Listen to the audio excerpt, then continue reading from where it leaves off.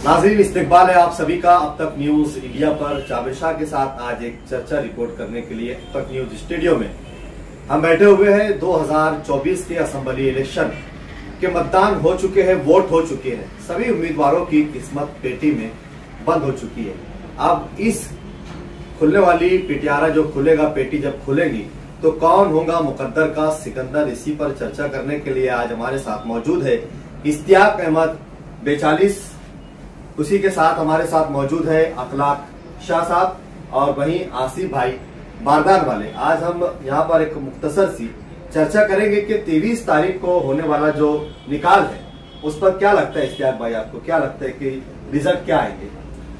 सबसे पहले तो मैं आपकी पूरी टीम का शुक्रगुजार हूँ कि आपने मुझे और हम लोगों को यहाँ पर असेंबली इलेक्शन 2024 के पर चर्चा करने के लिए याद किया, इज्जत बख्शी, इसके लिए मैं आपका शुक्रगुजार हूँ।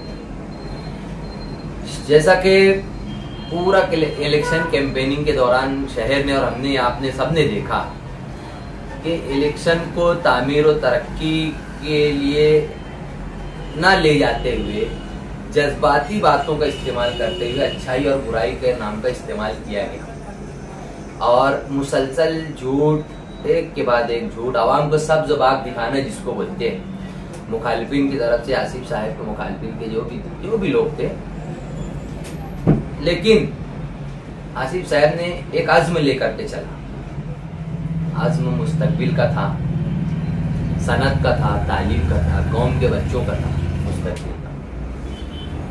उसलिए आवाम बड़ी तादाद में इन तमाम बातों को महसूस करता है। शेख आसिफ साहब के साथ जुड़ी, हम लोगों के साथ जुड़ी, हमने भी आवाम को कन्विंस किया, घर घर पहुंचे और अल्हम्दुलिल्लाह सुम्मा अल्हम्दुलिल्लाह हमें अल्लाह की ज़ात से पूरी उम्मीद है कि आसिफ साहब जो है भरपूर अक्सरियत के साथ, भरपूर वोटों के साथ एमएलए करार पाएंगे। अखलाक भाई, जिस तरीके की वोट हुई है सभी इलाकों में, मतलब भरपूर लोगों ने वोट किए, यहाँ तक कि लोकसभा से ज्यादा वोट का परसेंटेज इस बार आया है, तो क्या लगता है कि परिणाम कुछ और भी हो सकते हैं, रिजल्ट कुछ और भी आ सकता है? नहीं जाबिर भाई, इसके ऊपर मेरा अपना अंदाज़ा ये है कि जिस तरह की जज्बाती सियासत आज से पहले हमारे शहर में की गई, तो एक मेयारी तबका, और मैं कहना चाहूँगा कि जो एक मैच्योर आवाम होती है वो शुरू से ही शेख आसिफ के साथ थी, मगर 2019 के इलेक्शन में हमको देखने मिला कि एक जज्बाती सियासत के चलते हुए शहर की जो नौजवानों का जो तबका था वो जज्बाती सियासत में मुब्तला हो गया और जिसका नुकसान हमको 2019 में देखने मिला। मगर इस बार हालात उसके बरक्स थे।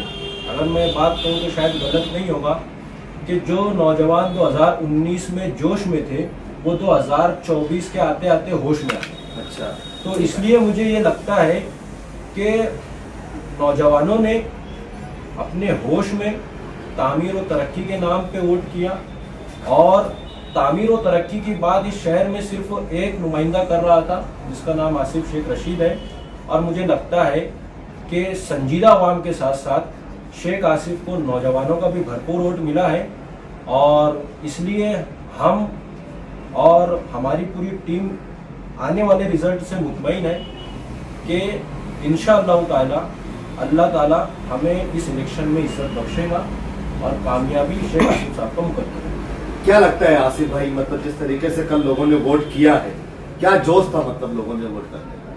सबसे पहले मैं तो मालेगांव शहर की आवाम को मुबारकबाद देता हूँ कि उन्होंने 2019 और 2024 के रिश्ते में जो अपना जोश भरोस बताया, जो इससे पहले लोकसभा का इलेक्शन हुआ उसमें भी यही मामला रहा और अभी भी शहर की आवाम ने एक जोश देखने मिला।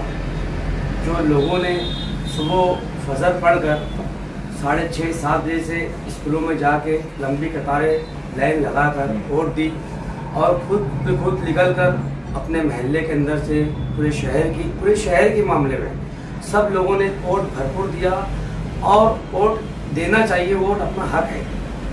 और शहर के अंदर जो हालात बने हुए थे, जैसे अच्छाई और बुराई के मामले में जो बात हो रही थी, तो कहीं ना कहीं अच्छाई सबको देखने मिली कि शहर का विकास कौन करेगा, शहर का डेवलपमेंट कौन करेगा। हमें एक ही शख्स नजर आया जो है शेख आसिफ साहब, जो उन्होंने पूरे शहर को एक विश्वास दिलाया कि आने वाले वक्त में मैं आपके शहर का मुस्तकबिल सुधारूंगा, आने वाले बच्चों का मुस्तकबिल सुधारूंगा, और आवाम को ये भरोसा दिलाया। आवाम उनके साथ रही।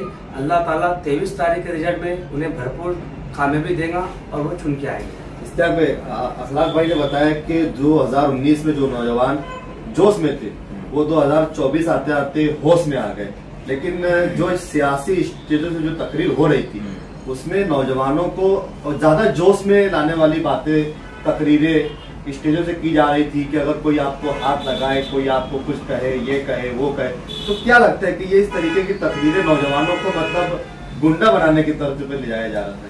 नहीं, मैं अखलाक भाई की बात से बिल्कुल पूरी तरह मुत्तफिक हूँ कि 2019 में जो नौजवान जोश में थे वो 2024 में होश में आ गए। क्योंकि आप जैसे मीडिया से जुड़े हुए आप जानते हो कि मैं 2019 से 24 तक MIM का सोशल मीडिया इंचार्ज रहा, और MIM का इतना अहम और जिम्मेदार वाला ओहदा छोड़ के मैं आसिफ शेख के साथ क्यों आया?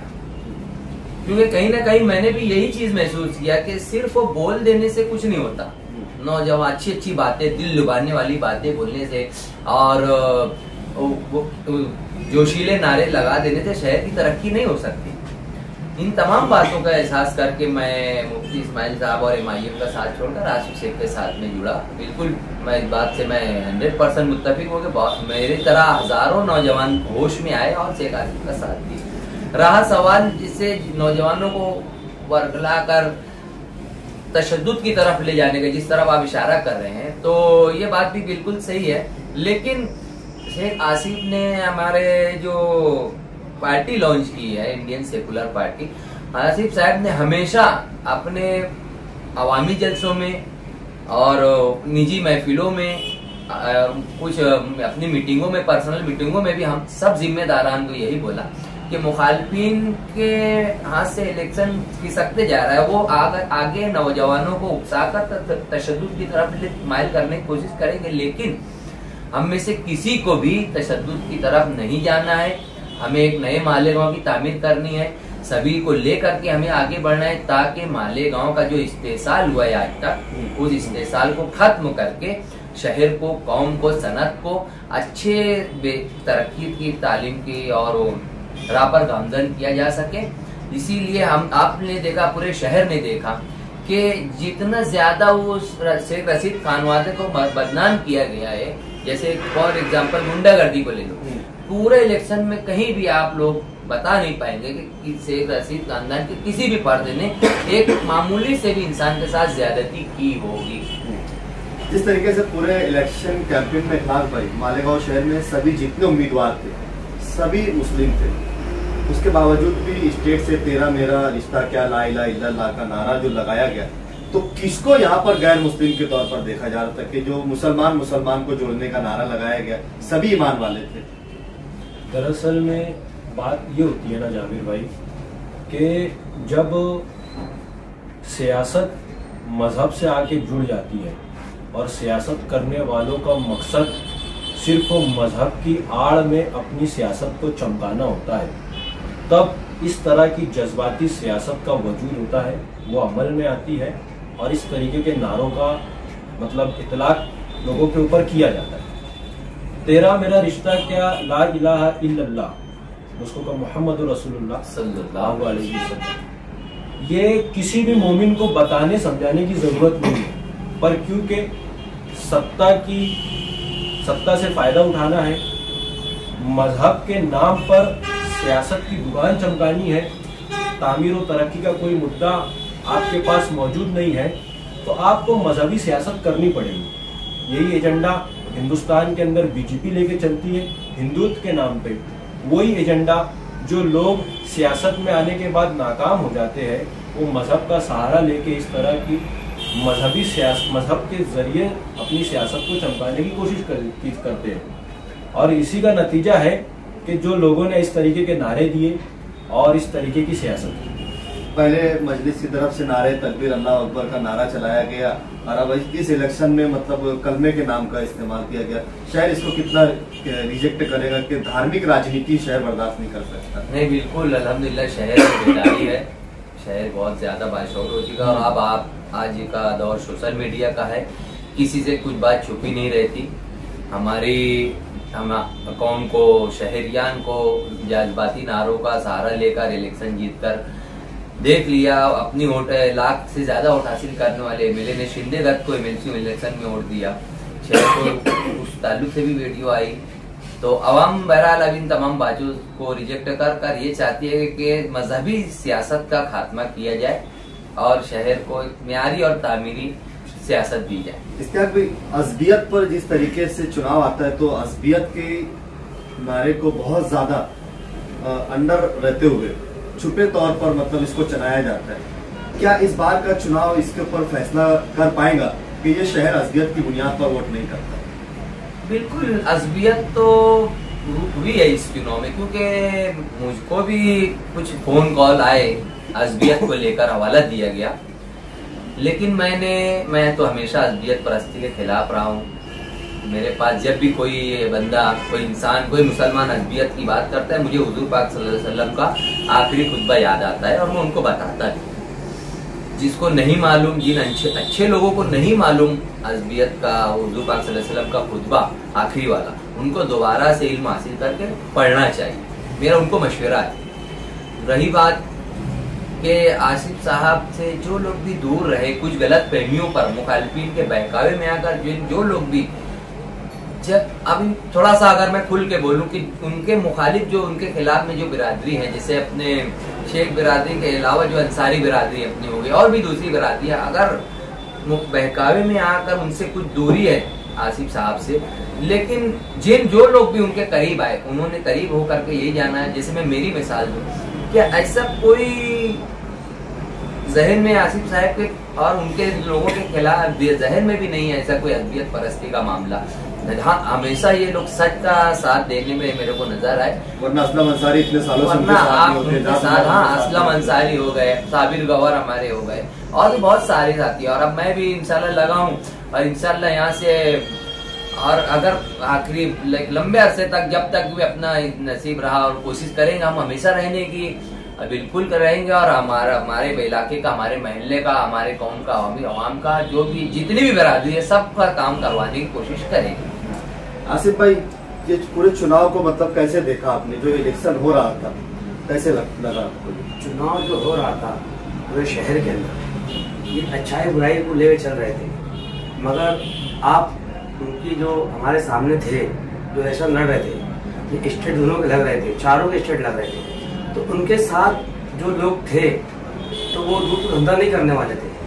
कुछ लोग उसमें बहुत सारे धंधे करते हैं, हम खुल के नहीं बोलेंगे, आवाम को समझती है और आवाम ने सच्चाई का साथ दिया। ये शहर 23 तारीख को बता देगा कि हक कौन है और बातिल कौन है। और उसके अलावा हमने ये देखा पूरे इलेक्शन के पीरियड में हमारे साथ कई लोग जुड़े, पूरे 7 नंबर वार्ड, 6 नंबर वार्ड, तमाम शहर के लोग हमारे पास आते थे और हमसे भी सवाल करते थे कि तुम किस बिना पे ये मेहनत कर रहे हो। तो हमने यही बोला कि हम शेख रशीद साहब के साथ शुरू से लगे हैं और हम इंशाल्लाह जब तक हम हैं, जब तक उस बंदे के साथ में, शेख रशीद साहब के साथ में लगे रहेंगे। और अच्छाई बुराई तो उनमें है ही नहीं। उनके जितने परिवार है, जितने उनके खानदान के अंदर लोग हैं, सबको आप देख लो, खलील दादा को देख लो जो इस दुनिया में नहीं है, शेख रशीद साहब इस दुनिया में नहीं है, और जो लोग अभी हयात है दुनिया के अंदर, शहर के अंदर, उन लोगों, तुम तमाम लोग आप देख सकते हो, सब में अच्छाई उनको नजर आएगी, बुराई नजर नहीं आएगी। जब नौजवान के साथ में जुड़ा, जब उनके साथ में अच्छे अच्छे लोग जुड़े, लोग दूसरी पार्टी छोड़ के हमारे साथ में लगे, तो क्यों लगे? अच्छाई को देखा और शहर में जज्बा, शहर की आवाम में जज्बा था और उन्होंने उसी जज्बे को देखकर वोट दिया और 23 तारीख को फैसला हमारे हक में इंशाल्लाह आएगा। अखलाक भाई, आसिफ शेख की पार्टी के अलावा किसी भी दूसरी पार्टी ने इलेक्शनी मंसूर तक नहीं बनाया, क्या लगता है कि शहर इसको भी देखते हुए मतलब उनको खारिज कर रहा है? देखिए, इलेक्शनी मंशूर बनाना या आवाम से जीत के आने के बाद हम क्या लाए अमल बनाएंगे या क्या काम करेंगे उसके वादे करना वही शख्स कर सकता है जिसमें उन कामों को पाए तकमील तक पहुंचाने की सलाहियत हो। अब जिन लोगों में ये सलाहियत मौजूद ही नहीं है वो किस तर्ज पर आपसे वादे करेंगे, इलेक्शन के बाद का अपना लाए अमल बताएंगे। जिन लोगों ने 2019 का इलेक्शन 2024 तक आने तक कामों को उधार में रखा, मेरा बोलने का मकसद ये है कि आप देखिए पूरे हिंदुस्तान के अंदर जो भी असेंबली नुमाइंदा चुन के असेंबली में जाता है तो वो अपनी आवाम से वादा करता है कि अगर मैं चुन कर आऊंगा तो ये वक्फे में ये काम करूंगा, और वो 5 साल उन कामों का इफ्तिताह करता है और 5 साल मुकम्मल होने से पहले 5 साल के अंदर संग बुनियाद रखता है और 5 साल मुकम्मल होने से पहले उस कामों को मुकम्मल करके उसका इफ्तिताह करता है और लोगों को बताता है कि मैंने ये फला काम किया और इस बुनियाद पर तुम मुझे वोट दो। हमारा अपना एमएलए 2019 में चुन के आने के बाद 2023 और 2024 के आखिर में संग बुनियाद रखता है और 2024 में 2019 में किए गए वादों के ऊपर वोट मांगता है कि मैंने संग बुनियाद रख दिया है, अब आप मुझे 24 में फिर से वोट दो तो मैं ये काम 24 से 29 के बीच में करूंगा। मतलब 19 से 24 का जो वक्फा है वो उधार में चलेगा। तो जिनकी कारकर्दगी इस तरीके की रहेंगी वो किस तरीके से इलेक्शनी मंशूर बनाएंगे, किस तरीके से अपना लाए अमल बताएंगे और किस तर्ज पे आवाम से वादा करेंगे। क्योंकि आवाम आज का जो वक्त है, मैंने पहले भी कहा कि नौजवान ही क्या आज पूरा तबका सोशल मीडिया आज सब तरफ एक्टिव रहते हैं सब, हर किसी को समझ में आता है कि पिछले वक्त में क्या वादे किए गए थे। आज पब्लिक बहुत स्मार्ट हो गई है, स्मार्ट दौर चल रहा है। तो मैं समझता हूं कि इस तरीके के जो बहकावे होते हैं उसमें पब्लिक इस बार आने वाली नहीं थी, क्योंकि पब्लिक को आवाम को पता था कि जिस तरीके से 2019 में वादे किए गए उस तरीके से 2024 में भी किए जाएंगे मगर उसे मुकम्मल नहीं किया जाएगा। इसलिए मैं समझता हूं कि मुखालफिन ने कोई मंशूर भी नहीं बनाया, कोई लाएअमल भी नहीं बताया, उससे उन्हें नुकसान पहुंचता था। आसिफ शेख ने अपने आखिरी जलसे में हल्फिया बयान मतलब तक ले लिया ताकि आवाम को यकीन दिला सके, लेकिन मुफ्ती मोहम्मद इस्माइल कासमी साहब का ऐसा कोई हल्फिया बयान या कोई वादा शहर की आवाम से नहीं हुआ, इसको कैसे देखते हैं? नहीं, पिछली मरतबा MIM के जो एमएलए मुफ्ती इस्माइल साहब ने 2019 में अपना जो इलेक्शनी मंसूर पेश किया था आवाम के सामने, उसमें से एक भी बड़ा वादा वो पूरा करने में नाकाम रहे। बस उनके पास दिखाने के लिए बताने के लिए चंद रोड और गटरे हैं जो कि कारपोरेशन के जरिए भी कारपोरेशन के ही तवज्जुह से की जानी चाहिए थी, क्योंकि ये तमाम काम लोकल बॉडी का है, अपने मकामी इंतजामिया का होता है। दूसरी जानिब शेख आसिफ साहब ने और शहर ने इस बात को महसूस किया कि बड़े बड़े जो अवामी मसाइल रहते हैं, जैसे ये आबी फिरका प्रस्ताना दौर में हुजूर पाक सल्लल्लाहु अलैहि वसल्लम की आहनत का मामला हो रहा है, उस पर हमारे एमएलए खामोश रहे, एक बयान नहीं आया। ये रामगिरी महाराज उसने हुजूर पाक सल्लल्लाहु अलैहि वसल्लम की शान में गुस्ताखी की कोशिश की, हमारे एमएलए साहब का एक बयान नहीं आता। उल्टा रामगिरी का जो राब्ता है जिस पार्टी से, उस पार्टी बीजेपी से है, एकनाथ शिंदे से है उसका राब्ता है, फडणवीस से उसका राब्ता है। उसी पार्टी के लोगों को एमएलसी इलेक्शन में मुफ्ती इस्माइल साहब वोट देते हैं। उनसे उनकी मुलाकात की मीटिंगें की तस्वीर जारी हुई, उनके बयानात जारी हुई, और जब उन पर इल्जाम लगे तो आज तक उन्होंने इस बात को तरदीद नहीं की कि मैंने एमएलसी इलेक्शन में शिंदे गुट को वोट नहीं दिया।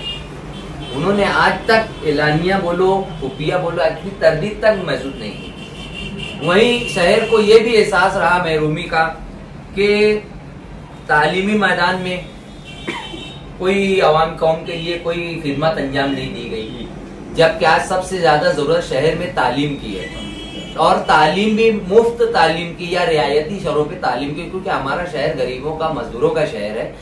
हफ्तावारी लोग रोमिया रोजाना लोग कमाने खाने वाले लोग हैं। इस जानिब भी हुकूमती दुनिया बहुत ज्यादा स्कीमें हैं हुकूमत की तरफ से, एक भी स्कीमों को रूब अमल लाया नहीं गया, ना ही सनत के ताल्लुक से कोई तरह की रहनुमाई की गई है। तो पावरलूम सनत जो है हमारे शहर की रीढ़ की हड्डी की हैसियत रखती है, उसको परवान चढ़ाने के लिए कोई, उसको मजबूत इस्तेकाम बख्शने के लिए कोई तरह की मनसूबाबंदी, कोई तरह की सरगर्मी नहीं जाहिर की गई, ना कहीं एक भी लाइब्रेरी तामीर की गई, न कोई इस्लामिक मीडिया सेंटर तामीर किया गया, ना ही गरीबों और मजदूरों के लिए मुफ्त मकानात और रिहाइश का मसला हल किया जो किराए से रहते हैं। अलगरज के जो बड़े बड़े जितने भी शहरी मुद्दे हैं उस पर हमारे एमएलए मुफ्ती इस्माइल साहब की तरफ से जीरो नुमाइंदगी रही, जीरो।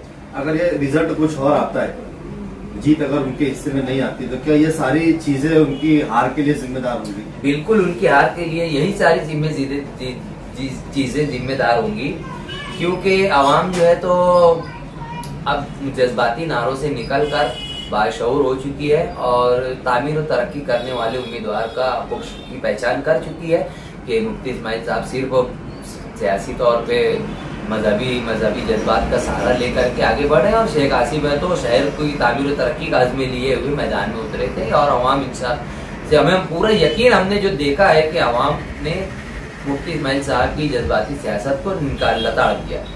कभी 1 लाख पार, 1.5 लाख पार, 2.25 लाख पार का दावा नहीं किया। हम हमेशा से, अगर अल्लाह ने चाहा तो हमने हमेशा अपनी जमीनी तौर पर मेहनत की, आवाम तक पहुंची, आवाम की जहन साजी की। और जैसे बोलते हैं ना, पहले वो ऊंट को रस्सी से जान सवारी को बांध दो, फिर अल्लाह पे तवक्कुल करो।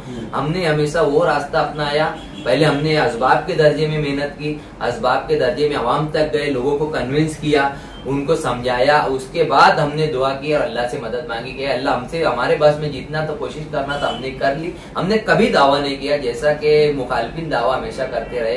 कोई बोलता था 1 लाख पार, कोई बोलता था 1.5 लाख, कोई 2.25। हमने कभी कोई दावा नहीं किया। हम हमेशा से अपनी मेहनत पर और अल्लाह की मदद पर, हमने अल्लाह के कुदरत पर हमने यकीन रखा।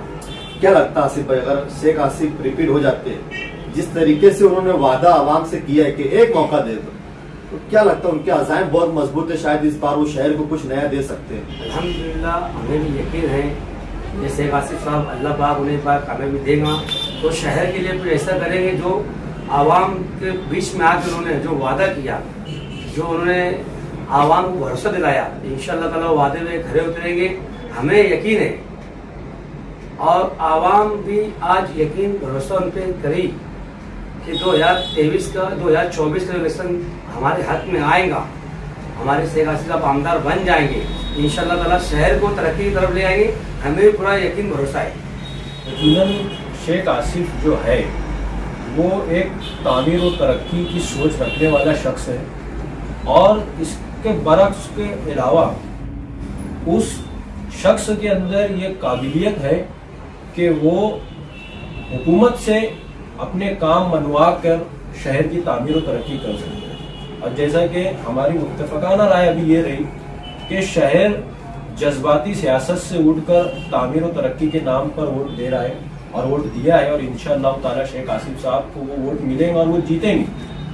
तो जाहिर सी बात है, जब ऐसा शख्स जो तामीर और तरक्की की सोच लेकर आवाम के बीच में आएगा, शहर के डेवलपमेंट पे ध्यान देगा, शहर की तामीर और तरक्की पे ध्यान देगा, तो कभी भी ऐसे शख्स को लथाड़ना, हराना, पिछाड़ना, मैं समझता हूँ 10-20 सालों के लिए इम्पॉसिबल, नेक्स्ट टू इम्पॉसिबल हो जाएगा। इस तरीके से मुफ्ती साहब ने 365 करोड़ रुपए के काम का मतलब उन्होंने बताया कि 365 दिन और 365 करोड़, यानी कि पर डे 1 करोड़ रुपए का काम। उसके बावजूद भी अगर शहर उन्हें नकारता है तो फिर कोई शहर में काम नहीं करेगा।